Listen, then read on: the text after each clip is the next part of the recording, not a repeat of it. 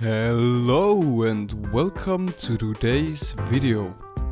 We are going to rank and talk about all the meta decks in the current Pokemon Pocket TCG set Generic Apex, which also serves as a little guide because at the end you will exactly know why every deck is strong or weak. Please let me know in the comments if I should make a particular video about any deck or a specific card. Also, if you have any questions or criticism, feel free to comment down below. And as a quick side note, it's a card game we are talking about, which means it's always about how lucky you are with your starting hand and draws. A not playable deck in this tier list can in fact win against an unbeatable deck in like 1% of the matches if everything went wrong for the meta deck. But that's enough talking, let's get right into the video. Starting off with the grass type. First we have the Venusaur EX and Exeggutor EX deck. A very strong deck with 10 creature cards. Exeggutor is for the early game as a time gain and Venusaur for the late game to close the match. Since this deck has access to Erika, it's very hard to beat because of all the healing. It's not unbeatable though, because Venusaur needs 4 energy for a 100 damage attack, which isn't much and takes a lot of time to set up. Then we have the Venusaur EX deck with Butterfree, a 50-50 deck that takes advantage of the bonus healing from the Butterfree ability. Since the deck already has much healing, this works pretty well, but it's not as strong as the deck before since it has 12 creature cards and no carry base Pokemon like Pinsir. The Venusaur EX deck with Lilligant is also a 50-50 deck with 10 creature cards, but it's just slightly weaker compared to Butterfree. The mana cheating from Lilligant really helps Venusaur to reach its full strength faster, but also takes time itself to get set up with 1 evolution and a 2 energy attack.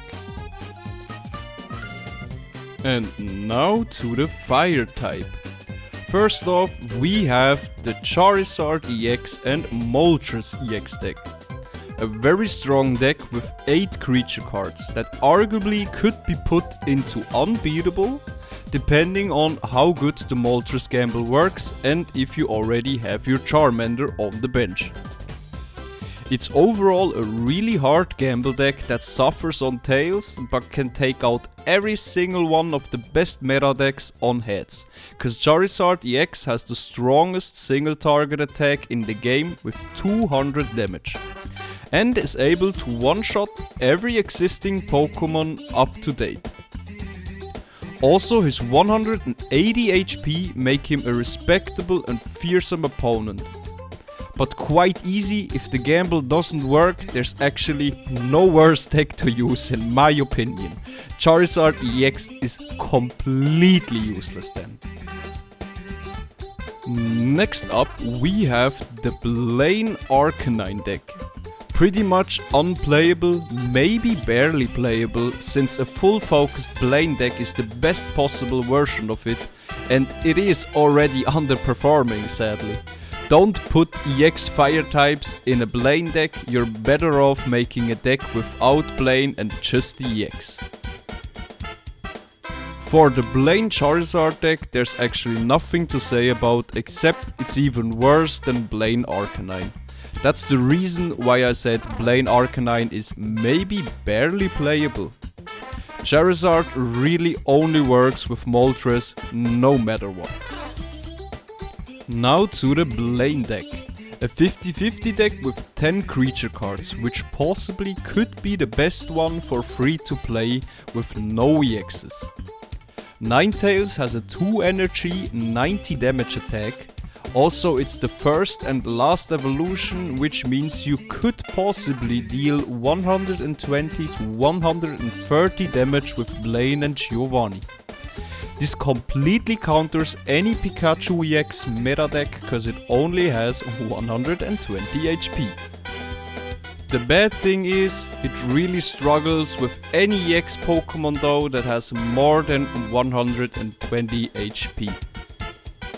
The last one for the Fire type is the Moltres EX and Centiskorch deck.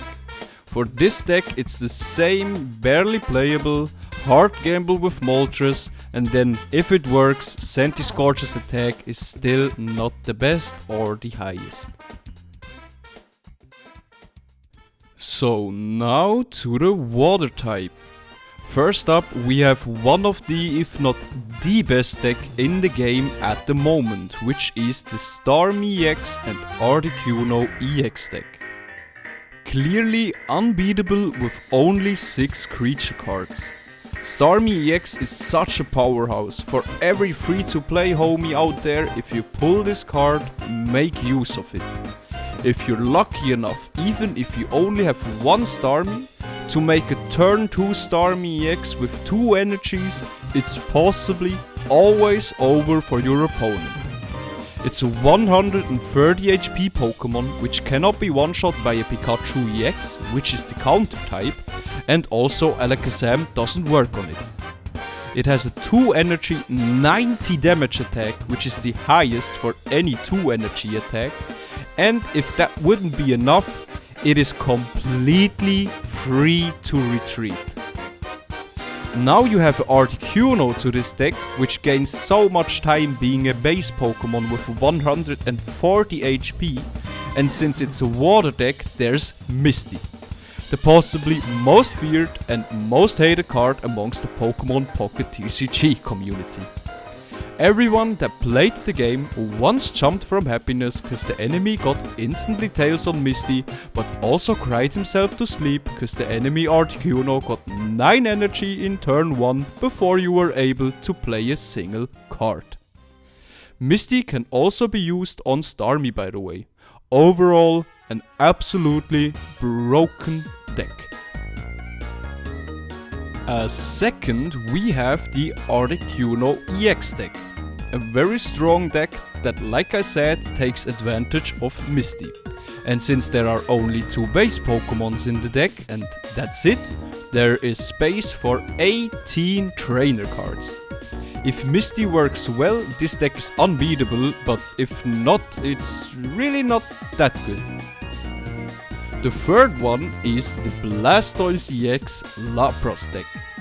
A very strong deck with 8 creature cards that synergizes extremely well with Misty.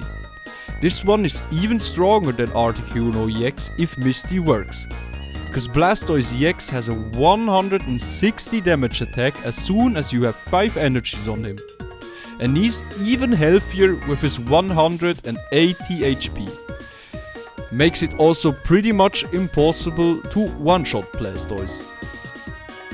Lapras also works well with Misty and is a very strong base Pokemon to gain time and deal a little damage. Overall, a very cool deck to play and also a little bit underrated in my opinion. Next up we have the Starmie EX Frostmoth deck. A 50-50 deck with 8 creature cards, which can be very strong if you hit everything perfectly with Starmie EX. But that's it. The whole strength to win games just comes from Starmie. Frostmoth is there to get time with his sleep, but it is not really strong by itself, and if you don't pull Starmie EX, the deck shuts down completely. And the last one of the water type is the Starmie EX Greninja deck.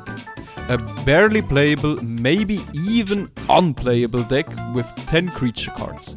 I love Greninja, but there's just no real deck that makes good use out of this card. It's sadly very underperforming and there's no deck at the moment that is able to make Greninja work. Since Starmie is in the deck though, you may win because of it. And now to the Electro Type. First off, we have the Pikachu EX and Zapdos EX deck. Also one of the unbeatable broken meta decks with 8 creature cards. Well, Pikachu is a base Pokemon with 120 HP and has a 2 energy attack that can possibly deal 90 damage from turn 2 without any cost. This way, most opponents don't even get to their evolutions cause you clear everything beforehand.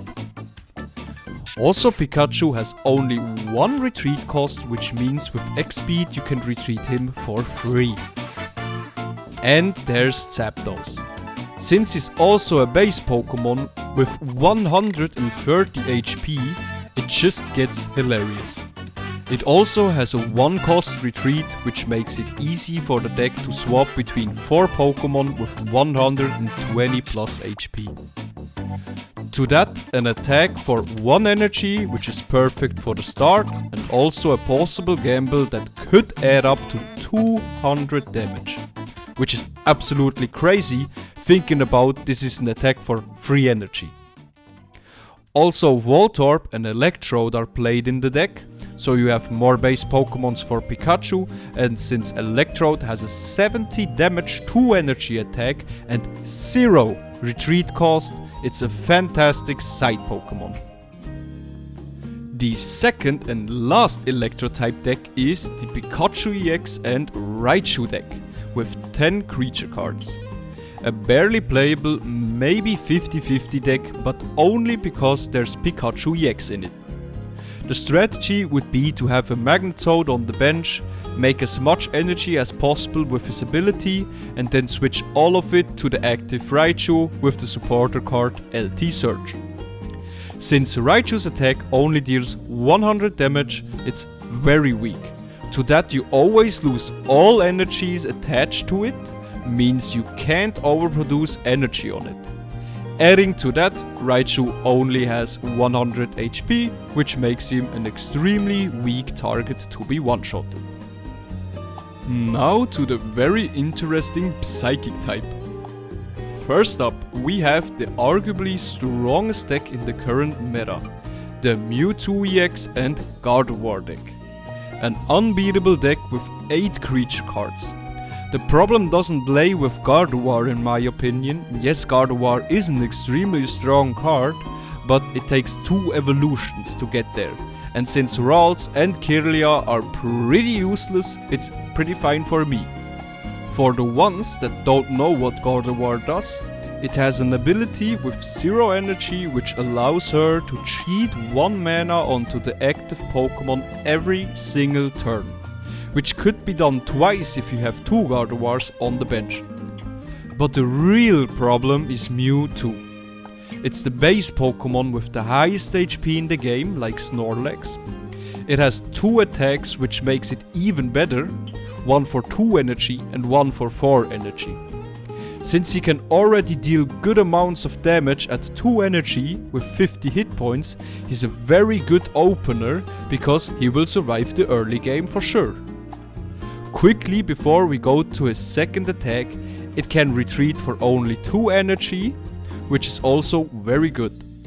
But now to the fact that this Pokemon has an attack that deals 150 damage, which one-shots mostly all of them. Yes, this attack has a cost, which is to discard 2 energy from the Pokemon after attacking. Well, since you get 1 energy per turn and 1 from Gardevoir, you always have +2, which means you can attack for 150 damage every single turn. It makes everything even worse thinking about that you can play 2 Mewtwo's in the early game and get time with itself for itself. Just having something in the active position so you can get the 4 energies on Mewtwo is the only goal. As soon as there's a 4 energy benched Mewtwo in the game, whoever is the opponent really should have already prepared for it, or the loss is guaranteed. To add another factor, Mewtwo is Psychic, which makes him only weak against Dark, and since there's no meta Dark deck or no EX in the Dark type, the Mewtwo deck has no real counters you could run into. The deck is a little bit depending on how good you draw Ralts and its evolution, but in the end, Mewtwo or 2 Mewtwo's can easily win a game alone. And to top everything off, only 2 out of the 4 energies need to be psychic, which actually makes it possible to play Mewtwo in multi-energy decks. It's still not recommended. The second one would be the Gengar EX and Hypno deck. A barely playable deck with 10 creature cards. Well, sadly there's not much to say about this. The Gengar EX is very weak at the moment. Its attack deals way too little damage for the cost of free energy. His 170 HP and the fact that he's not weak to any good type at the moment is the only good thing about it. Yes, its ability should or could be crazy, but we need to wait some sets until there are more cards. I guarantee you, the longer this game exists, the more you will see Gengar. As soon as Power Creep hit this game, he's going to be one of the best cards. But for now, even with the sleep ability from Hypno, it's really underperforming. As third, fourth and fifth, we have the 3 different Alakazam decks. Which would be Alakazam Gardevoir, Alakazam Hypno, and Alakazam Greninja. Since I'm going to talk about 5 very important Pokemon at the end, where Alakazam is also featured, I'm not going to say or do anything here except ranking them. And for the last of the Psychic type, we have the Gengar EX Gardevoir deck. A 50-50 deck with 12 creature cards. Thanks to Gardevoir, everything is a little bit better and stronger, but overall it could be in barely playable, since Gengar doesn't profit from energy after 3, and like I said above, Gengar is sadly one of the worst EXs at the moment. Now to the fighting type. First up we have the Marowak EX and Duck Trio deck. A very strong deck with 8 to 10 creature cards, which could be in the 50-50 tier. Since the whole deck depends on Marowak's coin flips, it's absolutely insane if the coins hit head, because you can do 160 damage at turn 2 with 2 energy. That's more than a Mewtwo with 4 energy. You only need to evolve once, and 140 HP is also pretty fair. Together with Duck Trio's ability to block all damage with good coin flips, it's a very scary gamble deck to play against. Its strong point is clearly also the weak point though.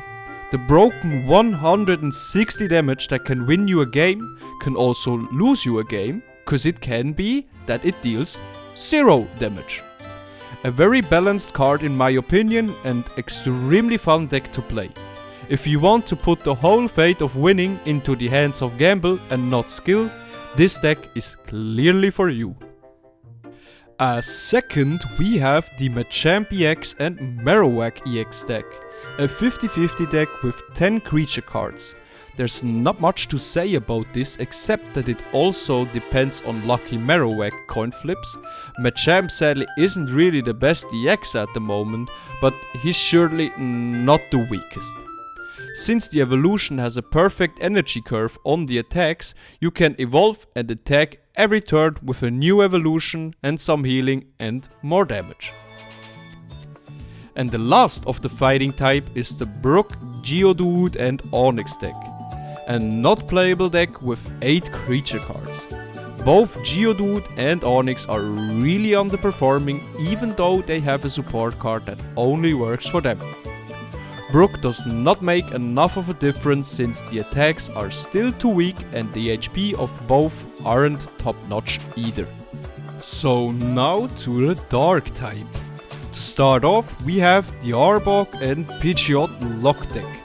A barely playable deck that could maybe fit into 50-50 since it does counter some decks that really depend on switching out or not switching out.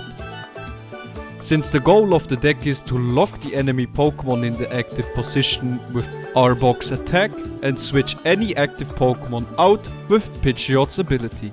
So no matter if the enemy has a retreat deck or a huge no retreat EX Pokemon, both can be countered pretty well. Still, Arbok and Pidgeot are pretty weak cards on a complete standalone. Second, we have the Arbok Wheezing deck, a 50-50 deck with 8 creature cards. There's nothing to say about this one except that it's a little bit stronger than the deck before, cause you play the broken Wheezing in the deck. I will talk about Wheezing at the end of the video, just like about Alakazam, so stay tuned. The third one is the Nido deck. A not playable, maybe barely playable deck with 12 creature cards. Personally, it would be one of my favorite decks, but it's so immensely underperforming, it hurts my soul.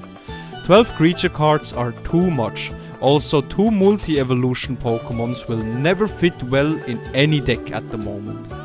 Also, it depends on how good you draw the Nidoking evolution, since Nidoqueen only deals 80 damage with a 3 energy attack, without a single Nidoking on the bench. Adding to that, you need to play 3 turns first to even evolve both of your Nidos, and all in all it's possibly one of the worst decks possible, since it can't even counter the Mewtwo deck, which is weak to it with its Psychic type. And also, there is no space left. Even if they would make a Dark EX Pokemon, you couldn't make a deck out of it, since the Nidos depend on each other. And for the last deck of the Dark type, we have the Muk and Wheezing deck. A not playable deck with 8 creature cards. Well, if you like Muk, I'm sorry to disappoint you, but I have not seen any card less than this one. Personally, I don't even know what they thought while making this card. It's just overall so bad if you compare it to anything I said before. 130 HP isn't much, means he can be one-shot by most of the Pokemon. His attack deals only 70 damage for 3 energy, which is hilarious. And thinking about the fact that Wheezing needs to be in the active position to use its ability to poison the enemy, and that the enemy can switch a Pokemon out to de-poison it, it makes the whole strategy pretty impossible to play.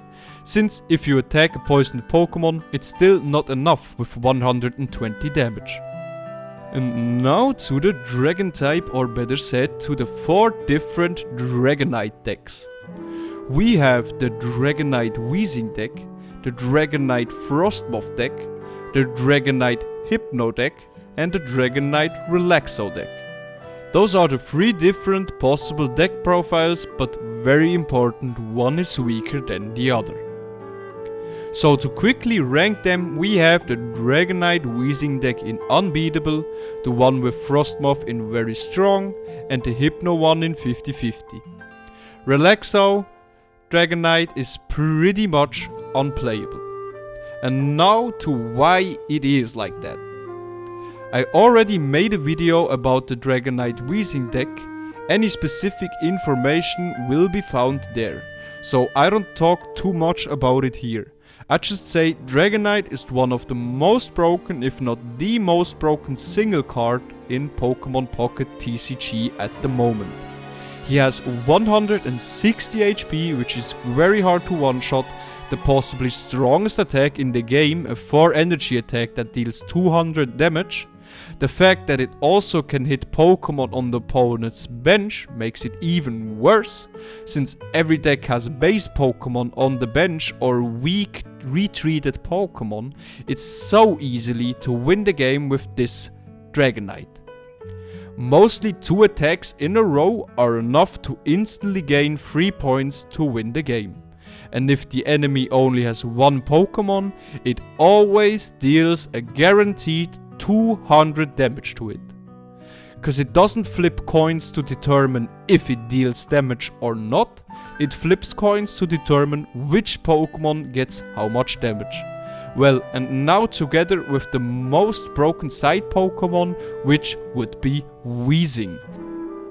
The best time gainer and the easiest switch out with Koga into the strongest single card. Also, Dragonite only needs 1 specific Electro energy and 1 specific Water energy. The Dragonite Frostmoth deck is a very strong deck with 10 creature cards. Well, the goal is the same as before, to win the game with Dragonite, and since Frostmoth is a water type and synergizes with the water energy you get, you have a partially good side Pokemon for Dragonite with it.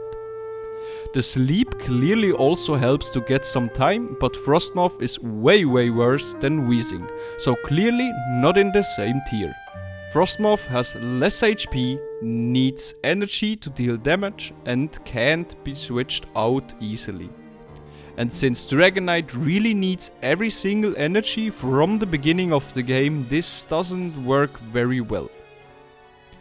The third one is the Dragonite and Hypno deck, a 50-50 deck with 10 creature cards. Everything is the same as before, except you have a Hypno in the deck for its passive ability Sleep. Since this is even more of a gamble, it's one tier lower. And for the last one of the Dragon type, we have the Dragonite Relaxo deck. A not playable, maybe barely playable deck with 8 creature cards. That's only because you have Dragonite in it, by the way. And maybe if everything works well, you can win a game with it. But Relaxo is just a time gainer option if you really don't have any of the other 3 side Pokemon. Me personally, I would play Dragonite with 2 Kangaskhan, and then I would put it into 50-50 or maybe even very strong. But Kangaskhan is also covered at the end with Weezing and Alakazam, so don't worry about that.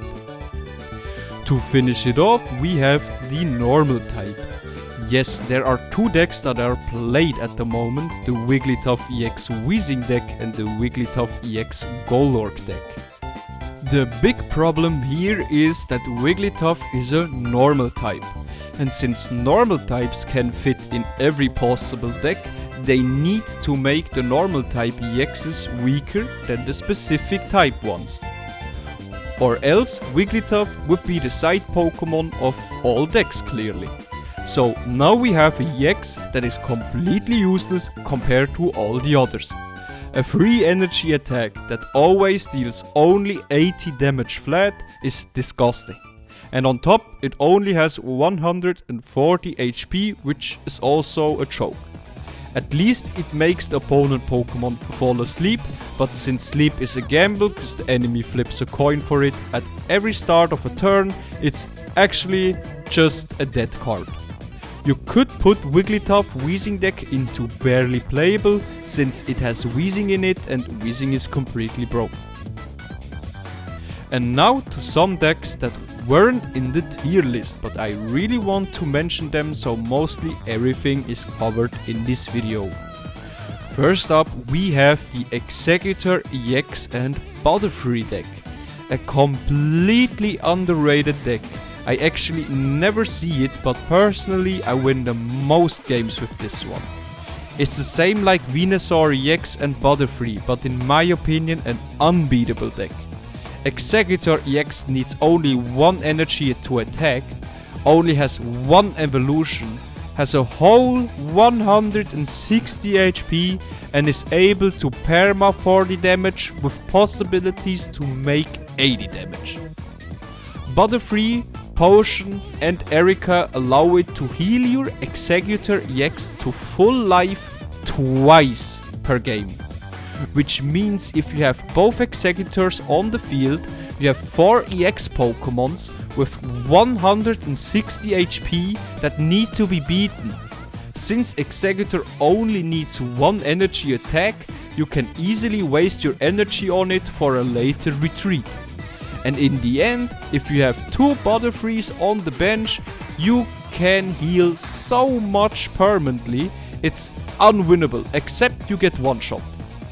Also to mention, Caterpie has a unique attack allowing you to draw a random grass type from your deck, which could be Exeggutor EX if you're lucky, or maybe the Caterpie evolution part that you needed.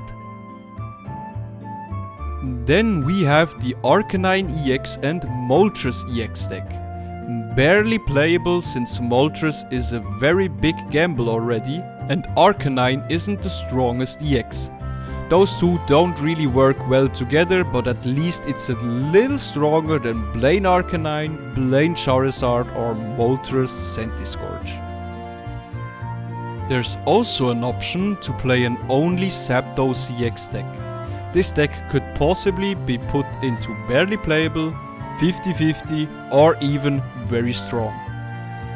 It's the same as the Articuno EX deck. It profits from having only 2 base Pokemon and being able to fill the rest of the 18 card slots with trainers. But the big changing factor is the Zapdos gamble. You can hit 200 damage, which is absolutely insane, but on the other hand, you also can deal 0 damage multiple times in a row. Also to mention, there's the Blastoise EX and the Golduck deck, a 50-50 deck with 10 creature cards. Golduck is just one of the strongest water type Pokemon available, and because of that this deck works pretty okay. And for the end we have 2 decks with 2 options, the Marowak EX deck and the Machamp EX deck. In my opinion, both can be played with Dugtrio, which is also the best possible option, but what I never see is Sandshrew. Sandshrew is a pretty strong Pokemon with his 2 energy 70 damage attack, and since Dugtrio depends on lucky coin flips, it's a partially safer option to go with Sandshrew. Also, it helps destroying non-aggro decks like Venusaur EX or Mewtwo EX that wants to build up a strong Pokemon to win the game with it. For the hidden gem section, I just quickly want to talk about some Pokemon that are pretty special and have a wide possibility to be played in many decks. First up we have Alakazam. This Pokemon doesn't really fit into the meta, but it can destroy meta decks pretty easy. If you can set Alakazam up properly, you can actually counter every existing EX Pokemon except Starmie, Exeggutor, Machamp and Marowak. With that I mean every other Pokemon will get one-shot by Alakazam. A very cool card to go off meta, and since it only needs one specific energy, there's actually much room to build some weird multi-energy decks with it. Next up we have Hypno. Not much to say except he can be used in possibly every deck since he has a passive ability that can be used from the bench. It's a gamble, but if it works, this card can possibly help out any deck. Then we have Meowth, a card that I don't see in any deck for whatever reason. It's maybe not the best since you don't want to take the evolution too, but having a card that can attack for 1 energy from turn 1 that draws you a card every single time is pretty broken. Decks like Blastoise EX can be played well with Meowth since they depend so bad on pulling the whole evolution. Clearly we have Weezing here. I already talked so much about this card, but to make a quick summary, with this card you can make a deck combination out of every single Pokemon card available. You don't need energy for Weezing since he can poison the opponent's active Pokemon for free. He has 70 HP as Coughing and 110 HP as Weezing, which is pretty good. And the point that makes everything so broken is the supporter card Koga. Being able to switch out a low HP Weezing, take it into your hand, full heal it with that, play your carry Pokemon from the bench, and if that wouldn't be enough, you instantly play Coughing again to evolve it the next turn. Koga can be used twice, so it's possible the opponent needs to take down 3 different 110 HP Pokemon before he can get 1 single point. I love this card, it's really a fantastic design. And the last one is Kangaskhan, my favorite normal type Pokemon. It's a base Pokemon with 100 HP that fits into every deck, especially for free-to-play homies. It has a 1 energy attack that deals 0 to 60 damage turn 1. If you're lucky, you win the game turn 1 if the enemy only has 1 Pokemon in the active position and no benched ones. Since it's a normal type, you can fit him in every deck. The only negative thing about it is the retreat cost. Possibly you will always let Kangaskhan die in the active position, sadly. And now for the last part of the video, we make a quick tier list about all the trainer cards available in the game at the moment. There's not much to say about those cards except some little comments on the better ones. So let's get right into it. First up, we have the most useless item cards compared to the others, which are Hand Scope and Pokédex. Well, in any situation, it's more worth to put in any other card than those ones. For barely playable, we have LT Search and Brook. I cover both of them in the deck tier lists. They are just not good because the Pokemon they need are pretty weak.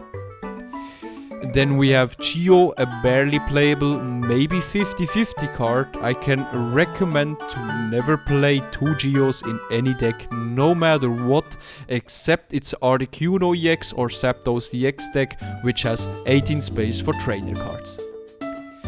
It's just plus 10 damage. Sometimes it can win a game, sometimes or mostly it's useless and just wasted hand space. The red card I would also put into 50-50 since it's actually the hardest 50-50 card in existence. If you don't know how to play this card well, or if you don't know how to read the enemy hand without even seeing it, I wouldn't recommend playing this card. It's very complicated to use successfully without making your opponent stronger. I will soon cover this card in a dedicated video. And also Blaine would be put into 50-50. This card can win unexpected games with Ninetales and Rapid Dash because it's a very strong aggro deck for free to play. In very strong, we first up have the supporter card Erika. Doesn't need much explanation. It's a 50 HP heal that synergizes so well with its grass type Pokemon. Next up, there's Koga. I think we talked enough about this card. I would also put Potion here, cause the 20 or maybe 40 HP healing is very important in so many situations in possibly every deck. Also Sabrina should be here since she's just a very strong card, being able to punish everyone that doesn't play around Sabrina well. Always think about what is actually needed on the bench, since you can lose games to Sabrina pretty easily no matter what your active Pokemon is. And the last one here is X-Speed, a must-have for every single deck that wants to possibly retreat a Pokemon. Only 2 to 3 decks don't play X-Speed. A very good design card that brings much thinking into the game. And now to the God trainer cards. First up, there's the Pokeball. A must-have in any deck to higher the chances to get your base Pokemons as fast as possible. Next up, we have Oak. Yeah, you draw 2 cards for the cost of 1. It's like Pot of Greed in Yu-Gi-Oh!, which is banned since more than a decade by the way, and cause this card is banned since such a long time, this is exactly your answer why Oak is a must in all decks. And then the final boss, Misty. The possibly most liked and also most hated card in the whole game. A card that's able to switch your mood from happy to pain within seconds, or better said, within some coin flips. I think everyone knows Misty, but for those that don't, Misty has a possibility to cheat 1 to 9 energy onto a Pokemon turn 1. And if the opponent gets Articuno EX with 3 energies turn 1, you will guaranteed lose the game. Sadly, there's nothing to do against it except hoping for instant tails every time the card is played. Have fun! So, that's it for today's video. If you want the tier lists, both of them are in the video description. Thank you so much for taking your time to watch this video, and I really hope you were able to take something out of it. If you like what I'm doing, please let me know in the comments down below, or maybe even like or subscribe to the channel. It would mean the world to me. So now that I bombarded your ears again for such a long time, I would say let's close it up here.